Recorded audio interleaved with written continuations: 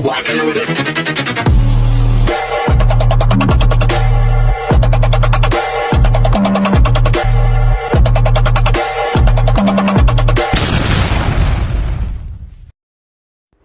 Hello beautiful people! Welcome back to my channel. This is your Mama Sam dito sa Sam Sam TV. Kamusta naman kayo mga amigo, amiga, kumare at kumpare? Sana lahat kayo ay okay at safe ngayong araw na to. At syempre kung ako naman ang tatanungin nyo, Diyos ko, sa awa ng Diyos, nakakaloka yung experience ko kanina. Grabe, kwento ko sa inyo. Di ba nung nakaraang araw, meron nga tayong trangkaso. So nagaling ko na yon, as in, yung sipon ko, nagaling ko na siya, yung ubo-ubo ko, medyo pawala na. So, okay ako doon. Wala naman akong problema doon sa aking trangkaso. Ito ang pinaka naloka ako kasi yung tuhod ko, hindi ko pa talaga siya nagagamot. Tinatry kong uminom nung binigay sa aking medicine noong first time na na-experience ko yung nalaglag ako dyan sa bintana. Yung bintana na yan kasi nililinis ko yung bintana, nalaglag ako dyan. Tapos parang nabalian, parang nabali yung buto ko, yung ganon. Hindi naman siya bali, pero nawala siya ng power talaga. Yung alam mo yun, wala akong hirap talaga siya itayo. So, yon. So, parang feeling ko, have something wrong. So, gumaling naman kasi nga may ininom akong gamot. So, yon, nag-heal siya. Pagkatapos, ngayon, di ba, sumakit uli siya. So, dahil nag-exercise ako nung nakaraang linggo, nag-exercise ako ng over-exercise talaga. So, sumakit yun dito sa bewang ko, sumakit yung mga muscles ko. Tapos, eto, pinulikat to. Yung pinulikat siya, sobrang sakit. Ayun doon na, hindi na siya nawala. Yun. Ayun yung pinagmulan na itong tuhod kong to. Tapos, ngayon, hindi ako kasi parang, alam ko kung paano gagawin eh. So, sabi ko mawawala naman. Kaya lang, di ba hindi na ako lumalabas ng bahay 3 araw kasi nga di ba galing ako sa trangkaso. So, kanina naglakad ako. Nararamdaman ko medyo parang masakit. Pero, natotolerate pa naman. Alam nyo naman ako, hanggat hindi ko pa nararamdaman talaga yung, alam mo yun, yung hindi ka na makalakad. Tapos kanina, nagpunta pa kami ng mall kasi nga parang nagpa-cleaning ako ng mukha.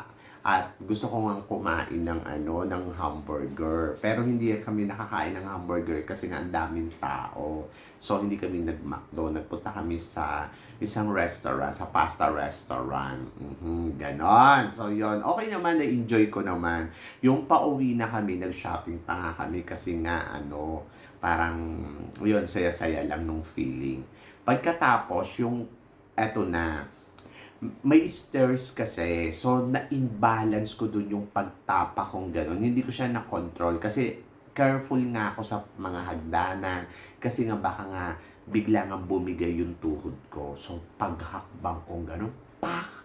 Ang sakit, sobra, as in talagang, alam mo yung sakit yung buong katawan mo na para kang, para kang nakuryenteng gano'n sa sakit. So, yun. So, sabi ko, no, mauna ka nang umuwi, balikan mo ako dito. Sabi ko, dalhin mo ako sa hospital.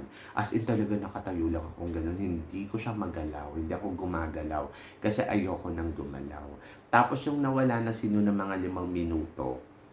So, tinry kong bumalik doon sa mall. So, sabi ko sa'yo, tiniis ko talaga, nilakad ko talaga yon hanggang sa makarating uli ako doon sa McDonald's. Tapos naupo ako doon sa McDonald's. Sabi ko, noon nandito ako sa McDonald's, dito mo ako puntahan, bilan mo ako ng water. So, yon. So, ayun, dumating na sino. Tapos, yun, pumunta na kami ng hospital. So, yun, syempre, in-injectionan ako ng bonggang-bongga. Pagkatapos, ayun, ang dami-daming gamot na binigay para sa mga nerves, para sa mga muscles, para sa mga ganito at ganyan. At in-injectionan nga nila ako ng 2 klaseng gamot. So, yun. Sa ngayon, para siyang namamaga. Ganon. Hindi ko alam ko hindi naman siya hindi siya maga, pero yung sakit nandoon. Yung sakit na para kang naipitan ng ugat. Ganon. So, yon. So, pinababalik nila ako after 1 month. So, tiwala naman ako diyan sa hospital na 'yan kasi yung kabilang tuhod ko gano'n din, yung hindi nga ako makalakad, 'di ba?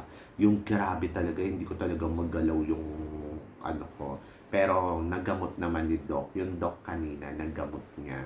Tapos eto naman kalbula naman yung umatake. So, gano'n talaga 'pag nagkakaedad. So, yon. So, sabi naman niya sa akin kanina kasi yung overwork, yung katawan ko daw sobrang grabe daw yung work. Kaya sumakit yung tuhod ko bumibigay plus mabigat pa daw ako. So, sabi ko mabigat dati nga 95 kilos ako eh. Ngayon 82 na, oh, 'di ba? So sobrang ang laki ng binaba kong timbang.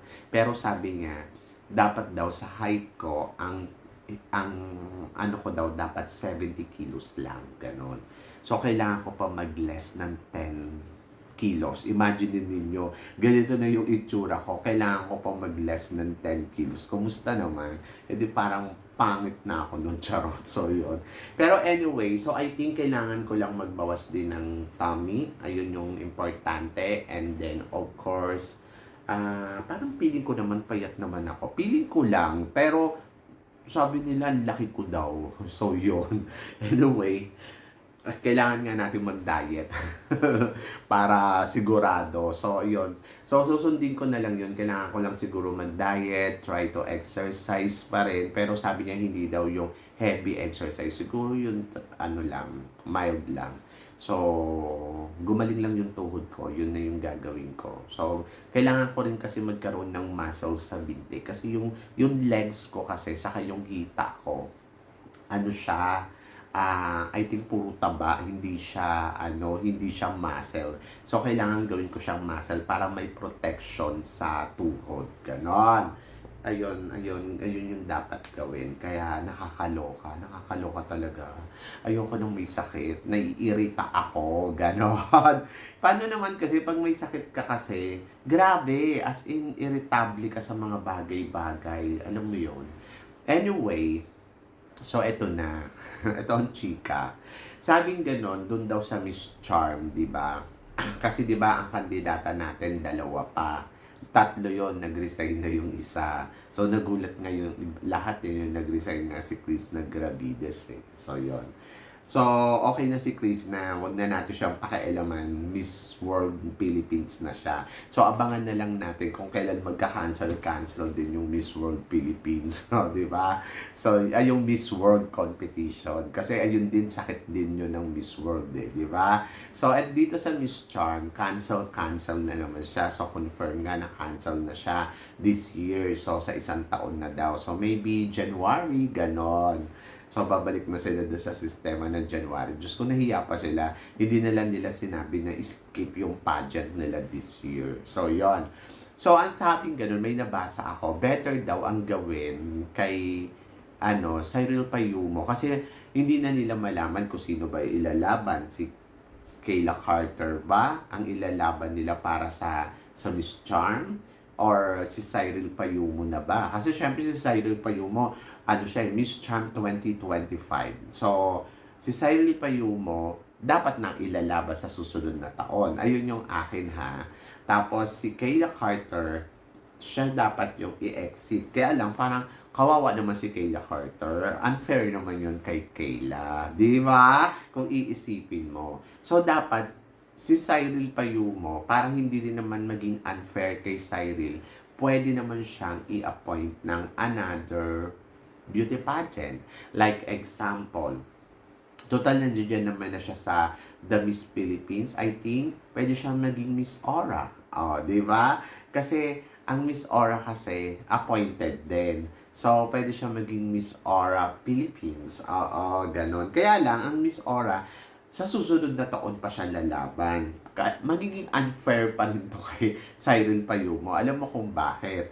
Kasi parang imaginein mo, magmi-Miss Aura this coming October pa.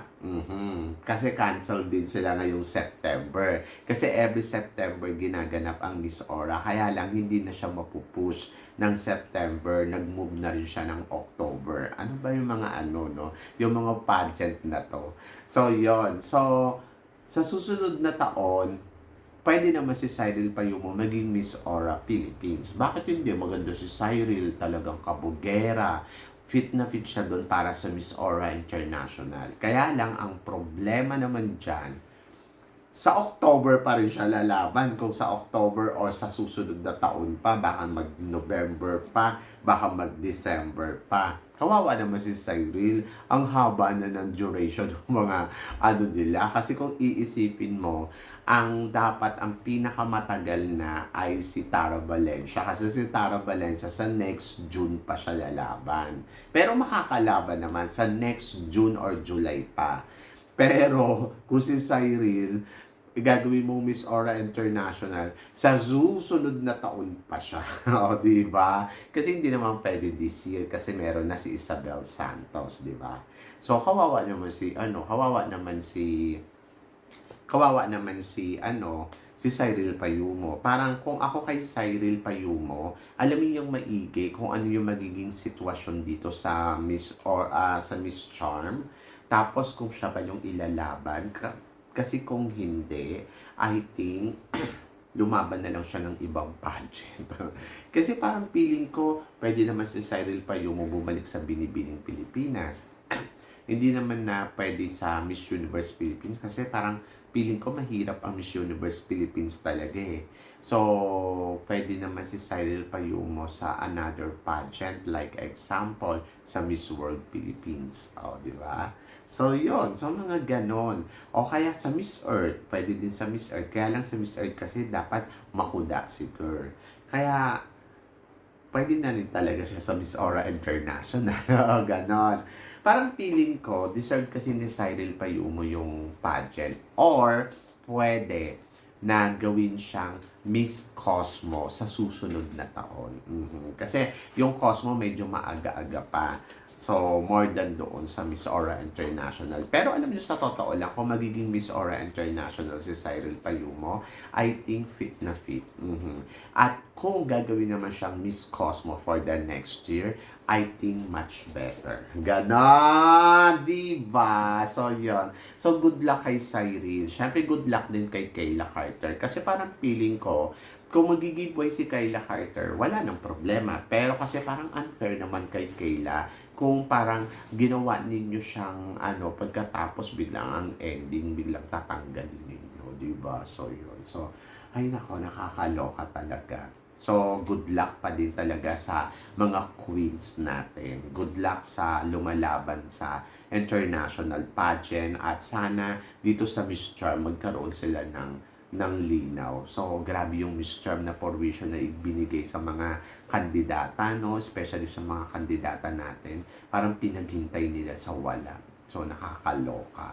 So, yon kayo ba guys? Ano guys ang masasabi ninyo? So, maraming salamat. Siyempre, comment below mo yan dyan para at least malaman ko naman kung ano naman ang chika mo dito sa mga pinag-uusapan natin ngayon. So, yon. So, siyempre sa lahat, maraming salamat sa suporta at pagmamahal na binibigay ninyo siyempre dito sa channel ko. At sa mga hindi pa po nakaka-subscribe dyan, please don't forget to click like and subscribe my channel at i-click nyo na rin po ang notification bell para updated kayo syempre sa aking mga chika. Sabi nga ganon, always keep smiling and always think positive lang. Walang imposible guys, magtiwala lang tayo sa itaas. Kaya guys, hanggang dito na lang, hanggang sa muli nating chikahan. See you tomorrow. Thank you guys. Have a nice day. Thank you.